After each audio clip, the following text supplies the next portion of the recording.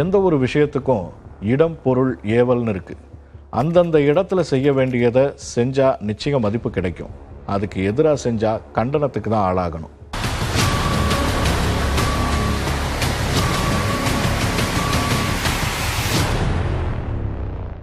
ஆலயம் வழிபாடு நடத்துகிற இடம். வேடிக்கை பார்த்துக்கிட்டே நடத்துறதுக்கு பேர் வழிபாடு இல்லை. அங்கே வேடிக்கை காமிக்கிறதுக்கும் எந்த அவசியமும் இல்லை. மன அமைதி தேடி போகிற பக்தர்கள் கொடிமரத்துக்கு முன்னாடி தரையில் நெடுஞ்சானா விழுந்து இறைவனை வழிபடுவாங்க.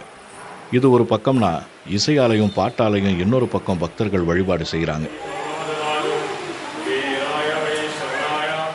ஆகம விதிகள் காரணமாக சில கோயில்களில் தமிழ் பாடல்களை பாடுறதுக்கு கூட அனுமதி கிடையாது. உதாரணமாக, சிதம்பரம் நடராஜர் கோயிலில் கனகசபை ஏறி தேவாரம் பாடுற உரிமைக்காக இன்னைக்கு வரைக்கும் ஓதுவார்கள் போராட்டம் நடத்திக்கிட்டு தான் வராங்க.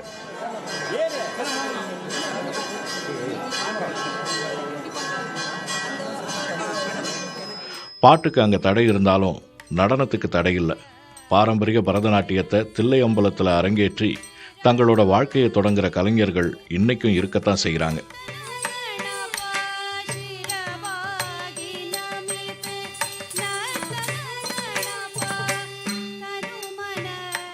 சிதம்பரம் மாதிரியே பாடல் பெற்ற தலம், திருஞான சம்பந்தர் கால்பட்ட இடம், சாம்பலா கிடந்த பூம்பாவையை உயிரோடு மீட்ட தலம் சென்னை மயிலாப்பூரில் இருக்கிற கபாலீச்சரம்.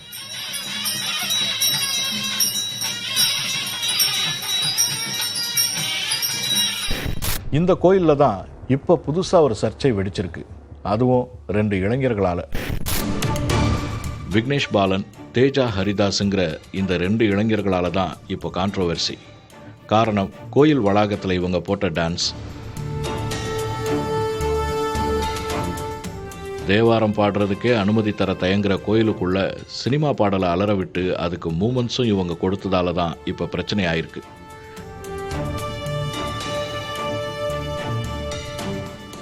டான்ஸ் ஆடினதோடு இல்லாமல் அதை பெருமையாக இன்ஸ்டாவிலையும் பதிவிட்டதால பக்தர்கள் ஆக்ரோஷம் ஆயிட்டாங்க. கோயிலா இல்லை மடமானு பக்தர்கள் கேள்வி கேட்டு பதிவிட சோஷியல் மீடியா அப்படியே பத்திக்கிச்சு. அது வரைக்கும் அமைதியாக இருந்த கோயில் நிர்வாகமும் திடீர்னு முழிச்சுக்கிட்டு சம்பந்தப்பட்ட 2 இளைஞர்கள் மேலேயும் ஆக்ஷன் எடுக்கணும்னு சொல்லி சைபர் கிரைமில் புகார் கொடுத்தது. இதனால் விஷயம் பெருசாக டான்ஸ் போட்ட 2 இளைஞர்களும் அதே சோஷியல் மீடியா வழியாக தங்களை மன்னிக்கணும்னு கேட்டுக்கிட்டு இருக்காங்க. ஸோ இது முழுக்க எங்கள் தப்பு, நாங்கள் அக்செப்ட் பண்ணிக்கிறோம். எங்களால் இப்போ கோயில் நிர்வாகத்துக்கும் அறநிலையத்துறைக்கும் இது கண்டிப்பாக பெரிய ப்ராப்ளமாக வந்திருக்கும். ஸோ நான் அவங்ககிட்ட ரொம்ப பெரிய மன்னிப்பு கேட்டுக்கிறோம். உள்நோக்கத்தோடு இந்த டான்ஸை ஆடினாங்களா இல்லை வெறுமனே லைக்ஸ் வாங்க ஆடினாங்களான்னு சைபர் கிரைம் போலீஸும் இப்போ விசாரிச்சுக்கிட்டு இருக்கு.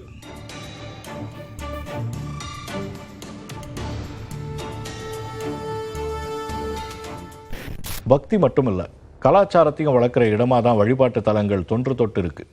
அதை சமூகத்தில் இருக்கிற ஒவ்வொருத்தரும் காப்பாற்றுறது அவசியம்.